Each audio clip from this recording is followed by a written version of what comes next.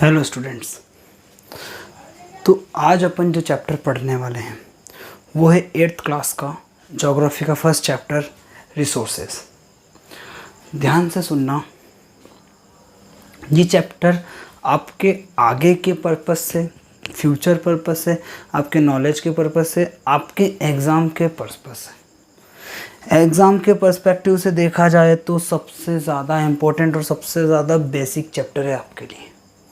यहाँ पर अगर आपकी चीज़ें क्लियर रहीं तो आपको आने वाले चैप्टर्स, आने वाली क्लासेस जो हैं ज्योग्राफी के, वो सारी चीज़ें क्लियर होंगी। आज तक आप लोग भली ज्योग्राफी को, सोशल को जिस बेसिस पे लेते हो कोई बात नहीं, यहाँ मैं आपको सारी चीज़ें बिल्कुल बेसिक लेवल पे बिल्कुल अच्छे से क्लियर करते हुए, आपके नोट्स बनवाते हुए आपको समझाऊँगा। ठीक है, कोई भी डाउट निकल के नहीं आने वाला। बस ध्यान से मेरी बात को यहाँ पे सुनिएगा, अपने नोट्स बनाइएगा और अच्छे से पढ़ाई करिएगा। आई बात समझ में? कोई चीज़ ना आए समझ में तो वीडियो को पॉज करके नोट्स बना लो फटाक से, कोई पॉइंट लिख लो, कोई डाउट हो तो पूछ लीजिएगा।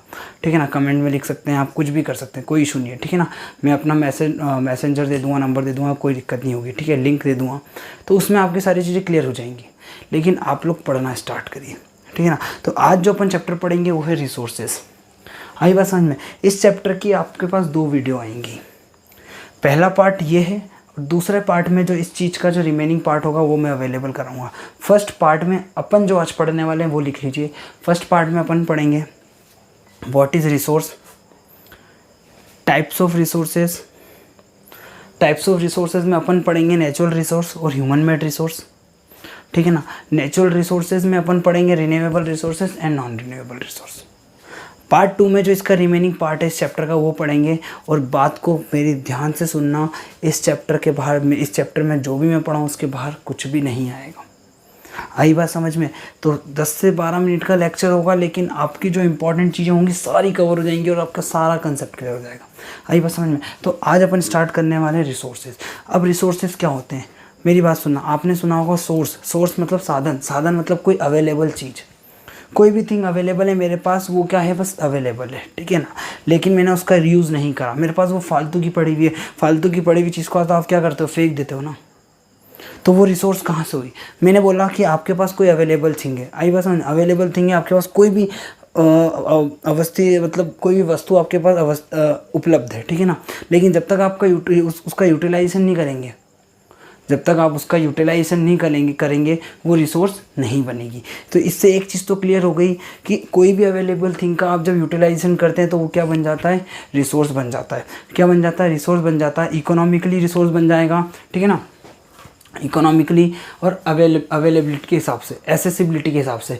मेरी बात सुना, मैं मार्केट में इसको परचेज़ करने गया, मैंने क्या करा, मैंने इसको परचेज़ करा, कुछ पैसे देके, कुछ रुपये दिए, मैंने इसको परचेज़ कर लिया। तो इकोनॉमिकली इसकी कुछ वैल्यू थी, तो ये क्या बनी, रिसोर्स बनी। ठीक है ना, ये अवेलेबल था इसलिए रिसोर्स बनी।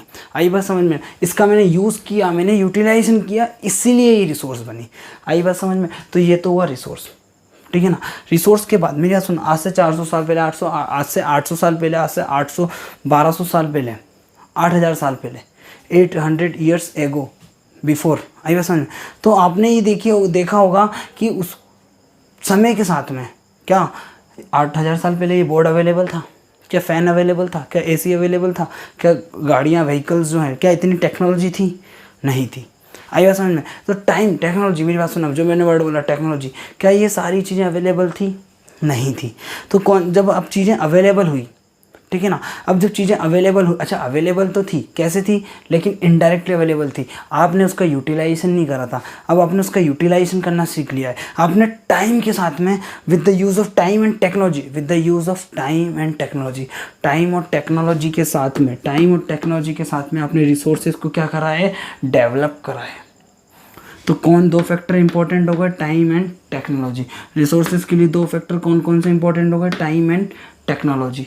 आई बात समझ में? तो रिसोर्सेज इन 2 फैक्टर के साथ में हमेशा क्या होता है, डेवलप होता है, हमेशा क्या होता है, इंक्रीज़ होता है, हमेशा क्या होता है, सुधरता है, मॉडिफाई होता है। रिसोर्सेज हमेशा मॉडिफाई होता है, समय के साथ चीज़ें हमेशा सुधरती हैं। ये ज़िंदगी का उसूल है, ध्यान रखिएगा। ठीक है, कोई दिक्कत नहीं है ना। रिसोर्सेज समझ में आया, टाइम और टेक्नोलॉजी के साथ में, फैक्टर के साथ में हमेशा क्या हुए हैं, डेवलप हुए हैं। तो ये 2 इंपॉर्टेंट फैक्टर हो गए। रिसोर्सेज क्या होते हैं ये पता पड़ा।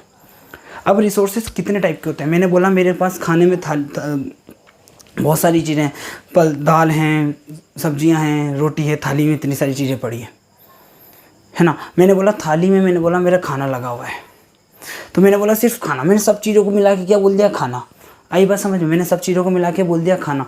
मैंने क्या पर्टिकुलरली कोई चीज़ें बताई, नहीं बताई। तो मैं पर्टिकुलरली अगर किसी चीज़ की बात करूँगा तो मतलब उसके टाइप्स की बात करूँ, मैं खाने के टाइप्स की बात करूँ। मैंने बोला थाली में रोटी भी है, थाली में सब्जी भी है, थाली में दाल भी है। आई बात समझ में। ऐसे रिसोर्सेज कौन कौन से हैं, नेचुरल रिसोर्सेज है, ह्यूमन मेड रिसोर्सेज है और ह्यूमन रिसोर्सेज है। नेचुरल रिसोर्सेज, बात को ध्यान से सुनना, प्राकृतिक संसाधन आज से 8000 साल पहले भी अवेलेबल थे, लेकिन ह्यूमन की वजह से, ह्यूमन ने उसका यूटिलाइजेशन किया और ह्यूमन मेड रिसोर्स बनाया।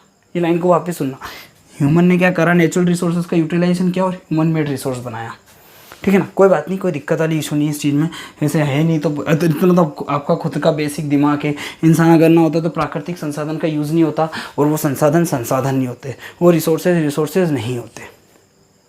आई बात समझ में। तो रिसोर्सेज समझ में आया। टाइप्स ऑफ रिसोर्स कौन कौन से हो गए, natural resource, human made resource और ह्यूमन रिसोर्स।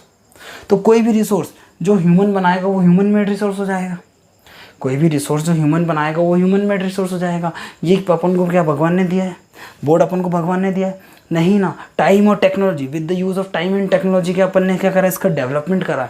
ठीक है ना, अपन ने मॉडिफिकेशन करा है। इससे पहले क्या आते थे, बोर्ड आते थे चौक वाले, ठीक है ना। तो with the use of time and technology board बनते गए, चीज़ें डेवलप होती गई। तो ये क्या हुआ, अपन ने बनाया, इसलिए ह्यूमन मेड रिसोर्स हुआ। ठीक है ना। अभी रख दो ह्यूमन मेड रिसोर्स को थोड़ा साइड में, अपन पढ़ेंगे नेचुरल रिसोर्स। नेचुरल रिसोर्स मतलब प्राकृतिक संसाधन, एयर, वाटर, लैंड, ये सब क्या है, नेचुरल रिसोर्स है। ठीक है ना। लेकिन मैं इनका यूटिलाइजेशन कर रहा हूँ तो ये रिसोर्सेज बने हैं। ठीक है ना। मैं यूटिलाइजेशन नहीं करूँगा तो ये रिसोर्सेज कहाँ से हो जाएंगे। आई बस, एयर, वाटर, लैंड क्या है, एक तरीके से नेचुरल रिसोर्स है। ठीक है ना। तो नेचुरल रिसोर्स में अपन पढ़ा, नेचुरल रिसोर्सेज मैंने बोला कि कोई भी चीज़ जो आपको नेचुरली अवेलेबल हो। क्या ये पेन में पैदा हुआ था तब लेके आया था, क्या ये टी शर्ट में जब पैदा हुआ था तब लेके आया था, नहीं। ठीक है ना। तो ये नेचुरल रिसोर्सेज हुए क्या, नहीं। लेकिन इनका रॉ मटेरियल क्या है, नेचुरल रिसोर्स है। क्यों, क्योंकि उसका प्रोडक्शन होता है, क्योंकि उसका क्या होता है, क्रॉपिंग होती है। तो मैंने क्या बोला कि कोई भी चीज़ जो नेचुरली ऑकर हो वो नेचुरल रिसोर्स हो जाएगी, अगर आप उसका यूटिलाइजेशन कर रहे हैं तो कोई भी चीज़ जो नेचुरली ऑकर हो, ठीक है ना, और आप उसका यूटिलाइजेशन कर रहे हैं तो वो क्या हुई, नेचुरल रिसोर्स हुई। और नेचुरल रिसोर्सेज क्या हो गए, एयर, वाटर, ठीक है ना, लैंड, कोल,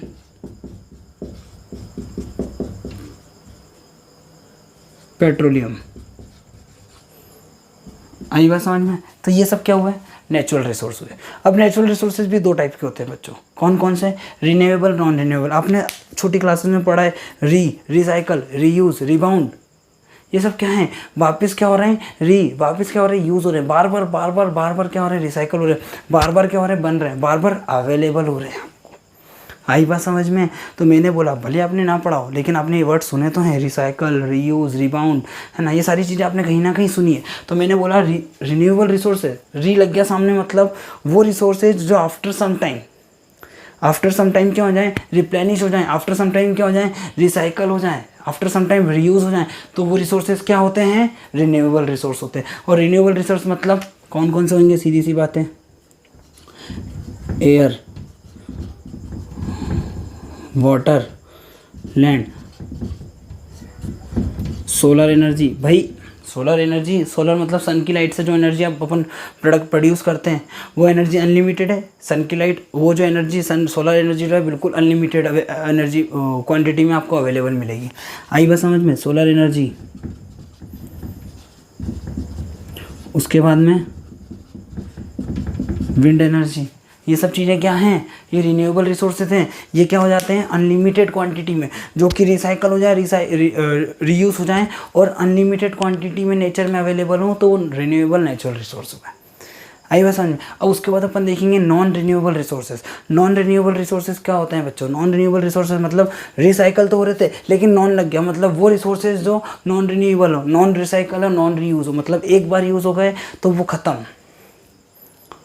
वो रिसोर्सेज जो एक बार यूज़ हो गए वो ख़त्म हो जाएंगे, मतलब वो क्या हो जाते हैं, एग्जॉस्ट हो जाते हैं। जो आपके नेचर में लिमिटेड क्वांटिटी में हो, जो रिसोर्सेज नेचुरली तो हैं लेकिन लिमिटेड क्वांटिटी में, जैसे कोयला नेचुरली ओकर हुआ है लेकिन लिमिटेड क्वांटिटी में, पेट्रोलियम नेचुरली ओकर हुआ लेकिन लिमिटेड क्वांटिटी है। आज से कम 50-100 साल बाद में शायद तक ऐसी कंडीशन आए कि कोयला या फिर पेट्रोलियम ख़त्म हो जाए, तो कहीं ना कहीं अपन किस पे डिपेंड होंगे फिर, रिन्यूएबल रिसोर्सेज पे। इसलिए गवर्नमेंट क्या पॉलिसीज़ लाती है कि क्या करा जाएगा, सोलर एनर्जी लगाई जाएगी, सोलर पैनल लगाए जाएंगे, क्या करा जाता है, इसलिए तो करा जाता है। लेकिन इनके भी कुछ लिमिटेशंस होते हैं जो आगे वाले चैप्टर्स में आप लोग पढ़ेंगे, ठीक है ना, आगे वाली चीज़ों में, आगे वाली क्लासेस में आप लोग पढ़ेंगे। इतनी पिक्चर समझ में आई, यहाँ तक क्लियर हुआ। तो अपन ने आज क्या देखा, रिसोर्सेज क्या होते हैं, रिसोर्सेज की डेफिनेशन देखी, ठीक है ना। अपन ने देखा रिसोर्सेज के फैक्टर कौन से, रिसोर्सेज के टाइप्स देखे। टाइप्स में अपन ने नेचुरल रिसोर्स देखा, नेचुरल रिसोर्स के बाद अपन ने ह्यूमन मेड रिसोर्स देखा। ह्यूमन मेड रिसोर्स यहीं पे समझ लो क्या होते हैं, वो रिसोर्स जो ह्यूमन के द्वारा मैन्युफैक्चर हुए हैं या प्रोड्यूस हुए हैं, ठीक है ना, या हम अपने द्वारा बनाए गए हैं, वो जो है मानव निर्मित संसाधन हुआ, ह्यूमन मेड रिसोर्सेज हुआ। और इसका एग्जांपल सबसे बेस्ट टेक्नोलॉजी, उसका बेस्ट एग्जांपल क्या हुआ, टेक्नोलॉजी। ह्यूमन मेड रिसोर्सेज का बेस्ट एग्जांपल टेक्नोलॉजी। यहाँ तक पिक्चर क्लियर हुई, यहाँ तक चीज़ें समझ में आई। तो यहाँ अब इसको अच्छे से नोट डाउन कर लीजिए, पर्टिकुलर टॉपिक बना लीजिए, ठीक है ना, पर्टिकुलर नोट्स बना लीजिए अपने, और अच्छे से इसको रिवाइज करिए। कोई भी डाउट होगा मुझसे पूछ सकते हैं आप लोग, बिल्कुल कोई डाउट नहीं, कोई इसमें इशू नहीं है, ठीक है ना। दूसरी चीज़, अपन दूसरे पार्ट में इस चैप्टर में पढ़ने वाले हैं human resources, conservation of resource, sustainable development. और चैप्टर आपका कंप्लीट हो जाएगा। जो छोटी छोटी चीज़ें हैं वो उसी में मैं कवर करवा दूँगा। तो जब तक के लिए बाय, टेक केयर, स्वच्छ रहें, स्वस्थ रहें।